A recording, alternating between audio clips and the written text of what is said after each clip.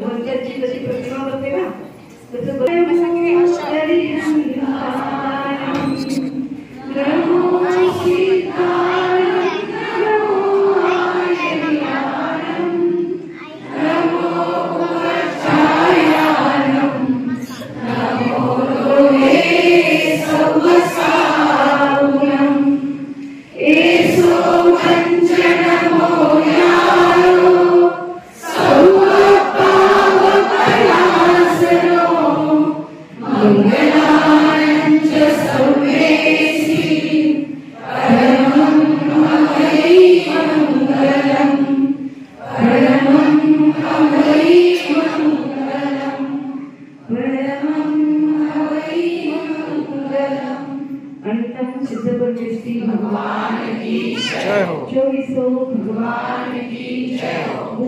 देवादिदेव आदिनाथ भगवान की जय हो। चारित्र चक्रवर्ती आचार्य श्री शांती साधकजी महाराज की जय हो। संत शिरोमणी आचार्य विद्या साधकजी महाराज की जय हो। अभिनव आचार्य परम पूज्य समय साधकजी महाराज की जय हो। 3 कम 9 कोट वेदांतों की जय हो।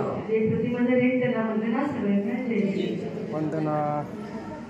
आज तुमच्या गावाचे भक्तामर स्तोत्राचं अनुष्ठान चालू आहे ना, ते बघून ऐकून तुम्हाला सगळ्यांना बघून तुमच्यातली प्रसन्नता भक्तिभाव फार प्रसन्न वाटला आणि खूप सुंदर उपक्रम तुम्ही आज राबवला।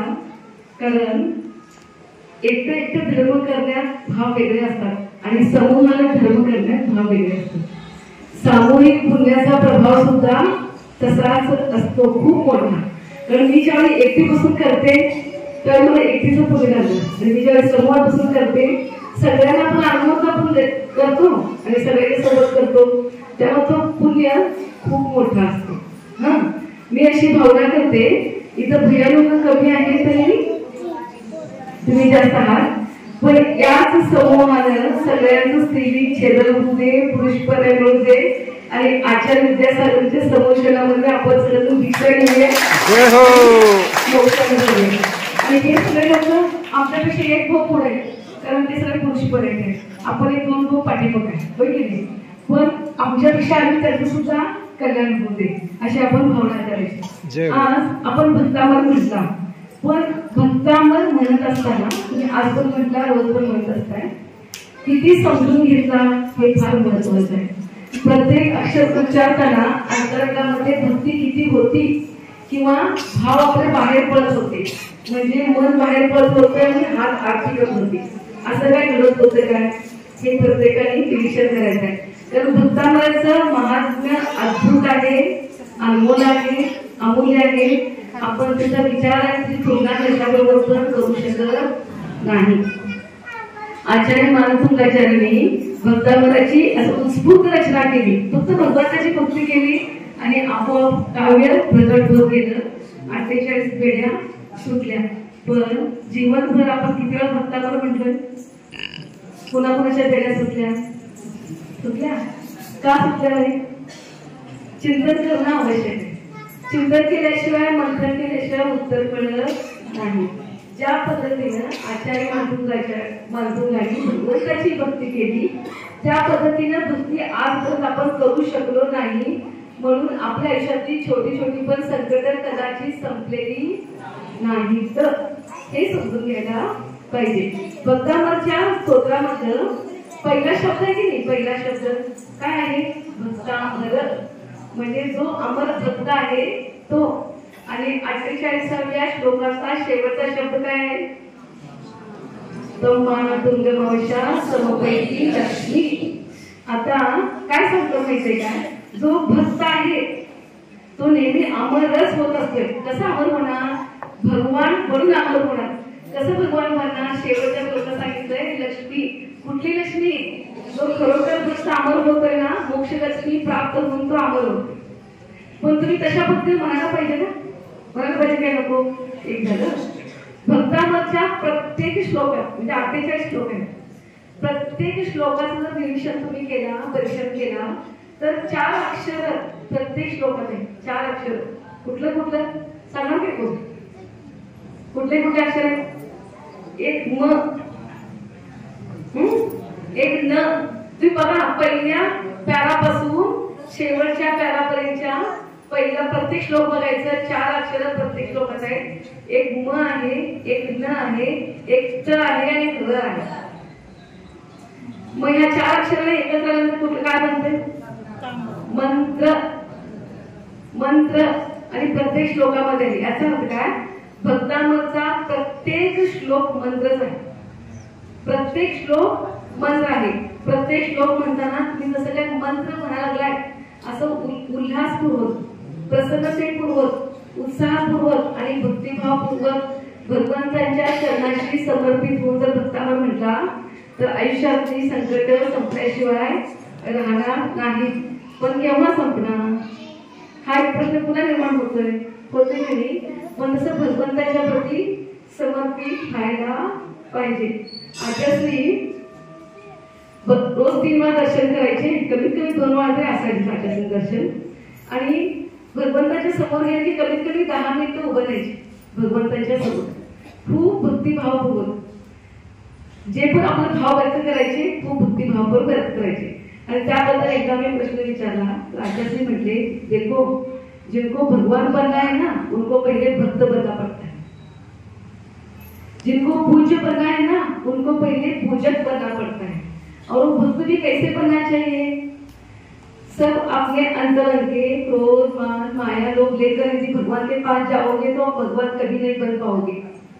मंदिर में प्रवेश करते समय बाहर मंदिरों के जहाँ सीढ़ियां होती ना, वही अपने अंतरंग के सारे कषाय निकालकर बाहर रखना और स्वयं के मन को स्वच्छ बनाना और फिर अंदर जाना. तब उनकी विराट प्रतिमा को देखकर उनके कुछ गुण आप लेकर आ सकते हैं बाहर और तभी से आपका मोक्ष मार्ग प्रशस्त होता है, तब तक नहीं होगा. आता मला सांगा, तुम्ही सगळं रोज पूजा करताय, पूजा करून जाताना तुम्ही असं काय प्रॅक्टिस करताय का? मला आता काय काय भरून घेऊन आलंय, इथंच टाकायचं आणि आज जायचं म्हणताय? असं कधी घडलंय? नाही घडत ना. मग भगवान कसं बनणार? कसं बनणार? लक्षात. बाहेर पायरीवर चढताना दिसई म्हणताय ना, त्याच वेळी सगळे मनातले विषय, कशाय, राग, द्वेष, तू मी त्यांच्याकडे बघितलं की पित्त खवळतंय कधी कधी, असं पण होतं की नाही? होतं की नाही? मग त्यांच्याकडे बघून पित्त खवळायची विचार भगवंताच्या बघून विचारता कशी येणार तुमच्याकडं? विचार करा. विचारता तुम्ही भगवान कसं बनणार? इतर भगवंताचं समोषण आहे. साक्षात समोषणामध्ये जर मुंगूस आणि साप पण एकत्र बसत असतील, सिंह आणि गाय पण एकत्र बसत असतील, तर या समोषणामध्ये कुठल्या आनंदानं वाचल्यानं एकत्र येऊ का शकत नाही? आपण मन बनवलं तर येणार, पण मनात कलुषितता बाहेर काढायला पाहिजे काय म्हणतो? पुढचं वाक्य आचार्य सांगितलं सांगते. भगवंतासमोर आम्ही एकदा विचारला होता प्रश्न, आचार्य तुम्ही भगवंतासमोर काय मागताय? काय मागताय? आचार्य म्हणते, मी प्रत्येक ठिकाणी हे वाक्य सांगते कारण मी सारखं सगळं ते आठवणीत ठेवते. आचार्य म्हणते, देखो भगवान के सामने मैं एक ही मांगता हूँ, भगवान मेरी विस्मरण की शक्ति बढ़ाओ. विस्मरण की शक्ति बढ़ाओ. का? आपण सगळं स्मरण होते म्हणून औषध घेते की नाही? घेते की नाही? मग आचार्य म्हणतात विस्मरणाची शक्ती वाढवा. विस्मरण शक्ती वाढवायला काय करायचं?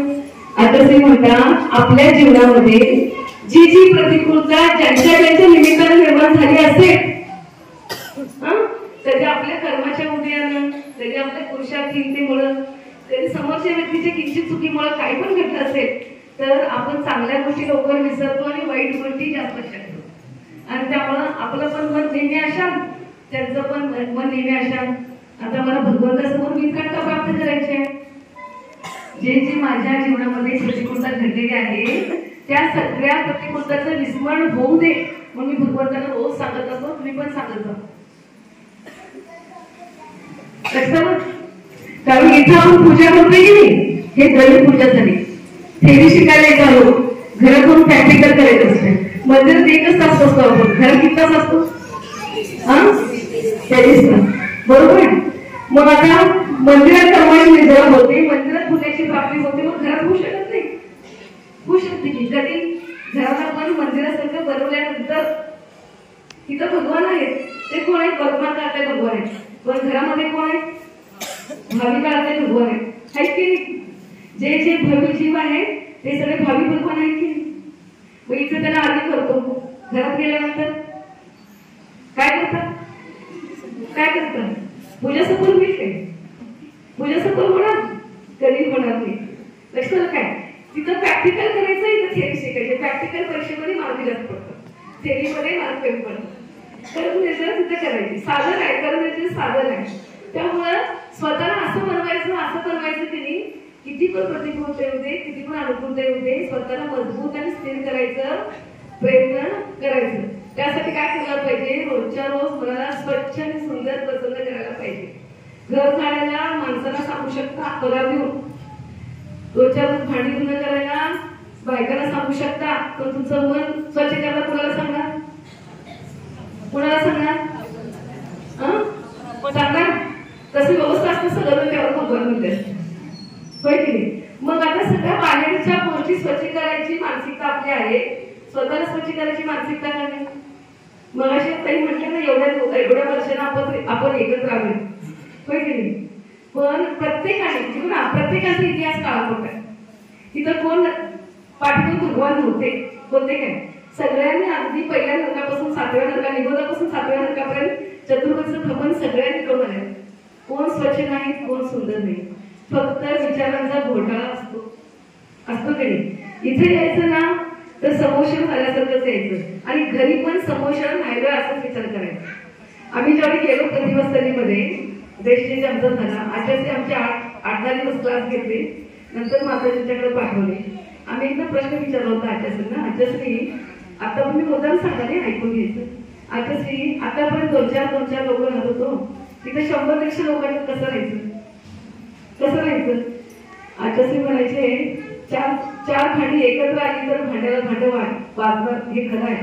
पण आपण मातीचं भांडं बनायचं नाही, आपण स्टीलचं, पितळेचं भांडं, काचेचं भांडं बनायचं नाही, आपण प्लास्टिकचं भांडं बनायचं. म्हणजे आवाज पण येत नाही, फुटत पण नाही. खरं आहे की नाही?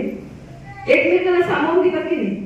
जरा चेकले तरी पण नंतर जागा मिळायला व्यवस्थित परत होतात की नाही? माताजी पण खूप छान उदाहरण सांगायच्या, कारण आज प्रतिभासरी टिकलेले आहे की नाही, ते एकमेकांच्या मध्ये वात्सल्य, प्रेम, आपुलकी असल्यामुळे टिकलेले.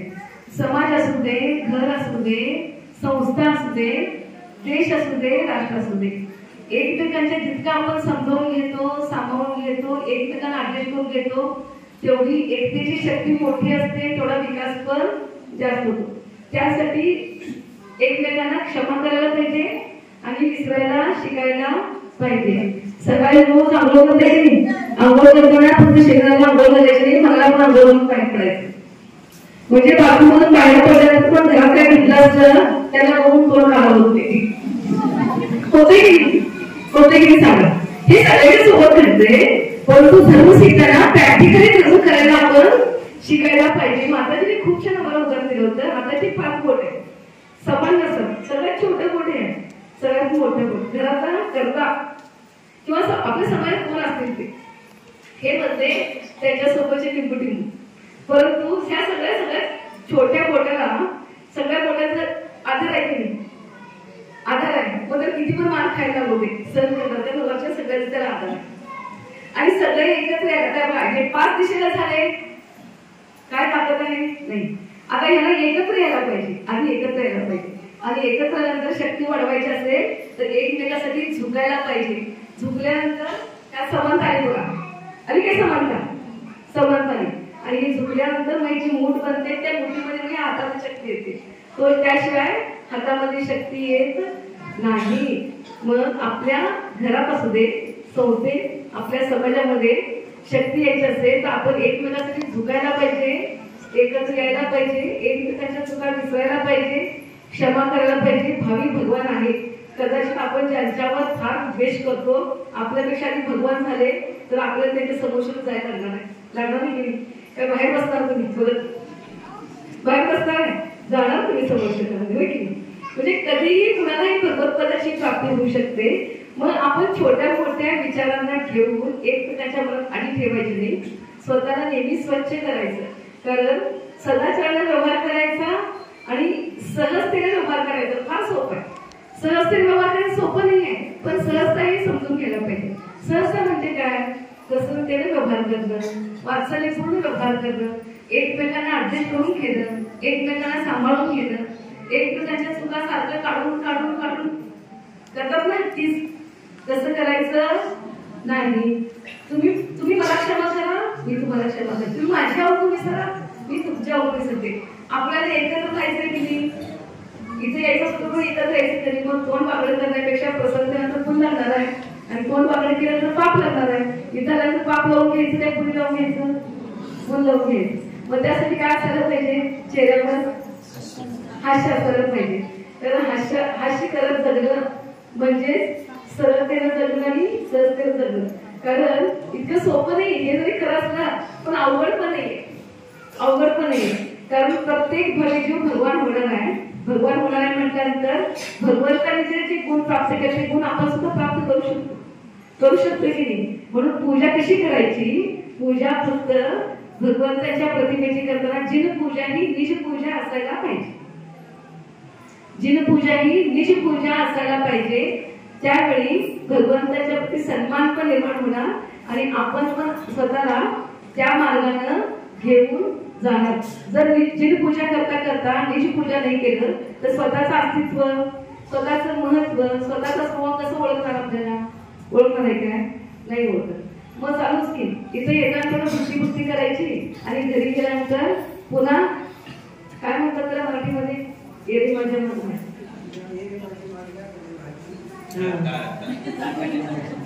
लक्षात ना. त्यामुळे आपण काय करायचं माहितीये काय, प्रत्येकाने ठरवायचं मला सन्मान पाहिजे, मला प्रेम आपुलकी पाहिजे, माझा पण निषेध खराब करू असं वाटते, माझा पण तिरस्कार करू असं वाटते, तर मी कुणाचं करायचं.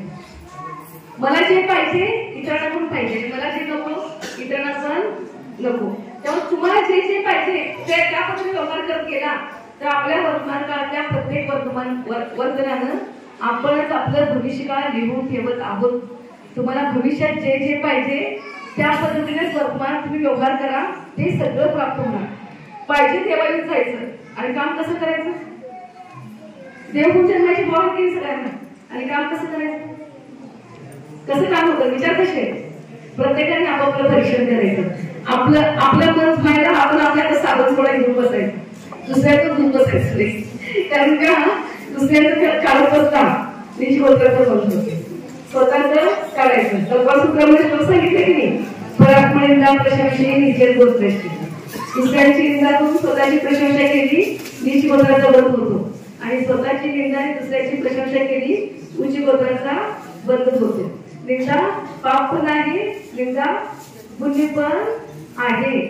निंदेनं उच्च गोत्राचा बंध पण होऊ शकतो कधी, स्वतःची निंदा केल्यानंतर. आणि दुसऱ्याची खरोखर ज्या पद्धतीनं तुम्ही एकतेमध्ये येऊन इथं धर्मकार्य करायला लागलाय, इथून पुढचं प्रत्येक अनुष्ठान असू दे, पूजा अर्चा असू दे, तुम्ही प्रवीण दृष्टी ठेवू नका. एकमेकांच्या चेहऱ्याकडनं बघा, त्या चेहऱ्याच्या आपल्या आत्म्याकडे बघा. तसं काय चेहरा काही दिवसांना लागच होणार, कोणाला की नाही काही दिवसांना, पण आत्मा आम्हाला की नाही. त्यामुळे एकमेकांच्या चेहऱ्याकडे बघायचं नाही आणि एकमेकांच्या विचाराकडे लक्ष ठेवायचं नाही, लक्षात घ्यायचं नाही. पटकन क्षमा करून टाकायचं. कारण तुम्ही 10 वर्ष 10 भाऊ जरी धर्माचं पूजा केला आणि प्रत्यक्ष क्षमा करत नाही तर पूजा व्यर्थ आहे काय, सार्थक आहे,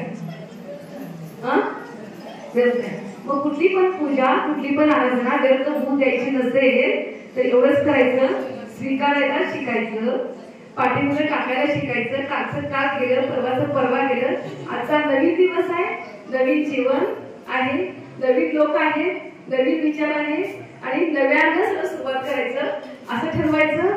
आणि आज कोणाच्या भैयाच्या निमित्तानं जर तुम्ही एकत्र आला असेल तर इथं असं तुम्ही एकमेकांची गळाभेट घ्यावं की सगळं विस्मरण करून जायचं आणि स्वतःला स्वच्छ सुंदर करून बाहेर पडायचं. पुढे जर आपली सगळी भरायचे आले, नियम सगळ्याचे आले, विचार सगळे कोण पण आले, सगळ्यांना वाटायला पाहिजे की गावामध्ये एकता किती आहे. एकतेशिवाय विकास होत नाही, एकतेशिवाय प्रमाण होत नाही आणि एकतेशिवाय आपल्या पण आयुष्याचं कधी कल्याण होत नाही. त्यामुळे ऍडजस्ट करायला शिकायचं, ऍडजस्टमेंट इज लाईफ. एवढं जरी केलं तर घरामध्ये कपडे घाण झाले मग बाहेर फेकतो काय, स्वच्छ करून पुन्हा वापरतो. भांडी घाण झाली मग वजन टाकून लगेच नंतर काय स्वच्छ करून वापरताय. मग माणूस चुकला म्हणून त्याला लगेच टाकून कशाला द्यायचं, 10 वर्ष 20 वर्ष तेव्हा पण तुमच्या पद्धतीने स्वच्छ करायचं आणि वापरात घ्यायचं एकमेकांना, म्हणजे एकमेकांना सामावून घ्यायचं. त्यातून खरोखर सगळ्यांचं कल्याण होणार आहे. माझं काही चुकत असलं तर मोठ्या भागात तुम्ही क्षमा करा. आणि देवादेव आदिनाथ भगवान की आपल्या सगळ्यांना मोक्षाला जायचं आहे. प्रत्येक क्षणाक्षणानं आपलं आयुष्य संपायला लागलंय आणि आपण मृत्यूच्या जवळ जवळ जात आहोत. 1-2 तास झाले का बसलोय, 2 तासानं आपल्या सगळ्यांचं आयुष्य कमी झालंय की नाही. इथून पुढच्या क्षणात कुणाचं काय घडणार आहे माहित नाही. इथं क्षणिक जीवन आहे, क्षणिक जीवन आहे की नाही. मग एवढ्या छोट्या आयुष्यामध्ये एवढं मोठे मोठे त्याच्यात मोठे ठेवायचं, फक्त सगळ्यांची गुण लक्षात ठेवायची, अवगुण विसरायचं आहे. आणि सगळ्यांच्या आत्मतत्वाकडे बघायचं. आणि हे तर भावी भगवान आहेत, मगाशी साधित करून आलोय आणि आता काय ह्याच्याकडे बघू वाक करायचं. मगाशी साधित करून आलोय ना, आता काय वाक करायचं, इकडे भावी भगवान आहेत असं विचार करायचं. आणि तो जीव समोर बसताना कसा असेल असं विचार करायचं. म्हणजे त्याच्याकडे बसताना डोळे वाटावून बघायचे, भाव होते, पसंतीने बघायचे, भाव होतात. आणि लक्षात हा. जय जिनेंद्र सगळ्यांना. जर काही चुकलं असेल तर उत्तम क्षमा.